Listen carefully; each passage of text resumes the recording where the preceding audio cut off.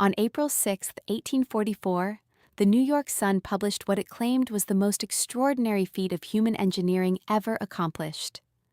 8 men, including a famous author and 2 seasoned aeronauts, had crossed the Atlantic Ocean in a hot air balloon.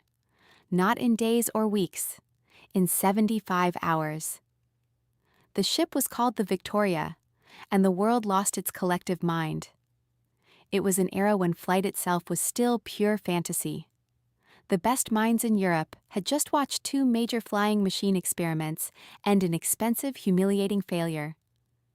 People were skeptical of anything that promised to breach the sky. But this wasn't theory.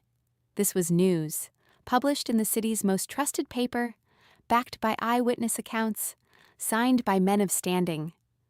The streets erupted. People fought over copies of the Sun.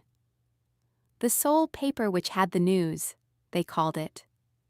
The rush was described as beyond anything the city had ever seen. The story had the texture of absolute truth. The balloon was 800 feet in circumference, constructed with the finest materials. The voyage began on Saturday morning from England.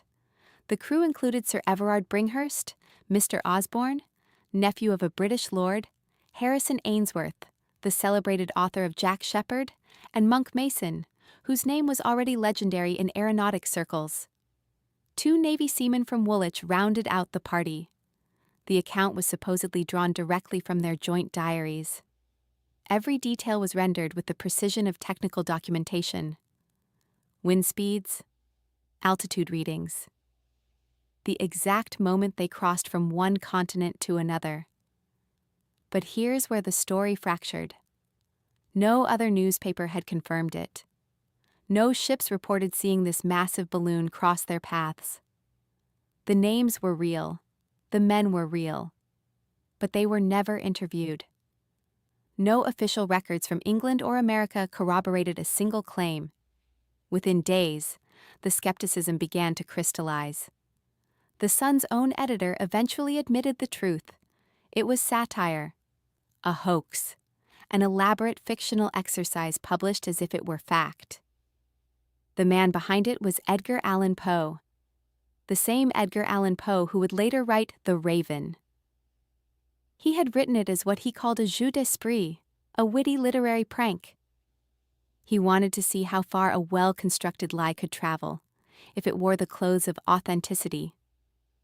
The public had been thoroughly deceived, and yet the question that lingered in the papers, in the taverns, in people's minds was this.